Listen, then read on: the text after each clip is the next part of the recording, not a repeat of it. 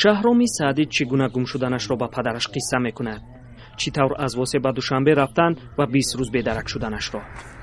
субҳи рӯзи 18 май шаҳром ба мактаб рафт, вале ба хона барнагашт. аз нопадид шудани ӯ рӯзи 3 июн тавассути радиои озодӣ гузориш шуд. пас аз пахши ин гузориш мардум ба хонавода тамос гирифтанд ва гуфтанд писарашонро дидаанд. саъди камолов ба суроғаи гуфтаи онҳо дар душанбе рафт ва писарашро назди фурудгоҳ ёфт. чанд касои будан занг заданд ки мо аз шабакаи озодӣ тамошо кардем шуморо, писари шумо дар ҳамин шаҳри душанбе дар аэропорти стари аэропорт меган дар ҳамонҷа дар яке аз мойка ҳамонҷа хоб мекардааст, кор мекардааст, соҳ саломата биен ҳамон писари шумо биен дида барӯ. ҳодиса аз он сар шудааст ки шаҳром баъди анҷоми дарс ба нуқтаи бозии компютерӣ рафтааст. инҷо яке аз дӯстонаш ба ӯ ҳушдор медиҳад ки ин кирдорашро ба волидайнаш мерасонад. падару модар ӯро ҳушдор дода буданд ки камтар ба бозиҳои компютерӣ машғул шавад.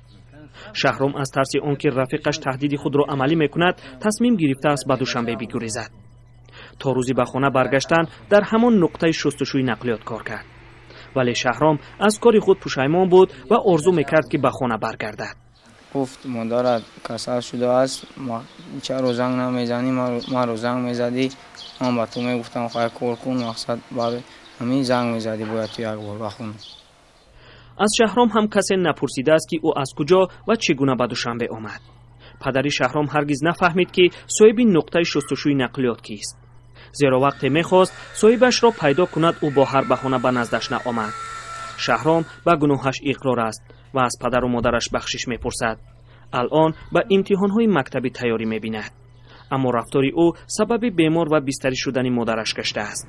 مقامات از پدر شهرام خواسته است که آمده بیانات نویسد تا جستجوی شهرام را قطع کنند.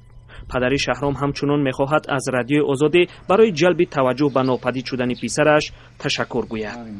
محمود جان رحمتزاده، آزادی، ناحیه واسه.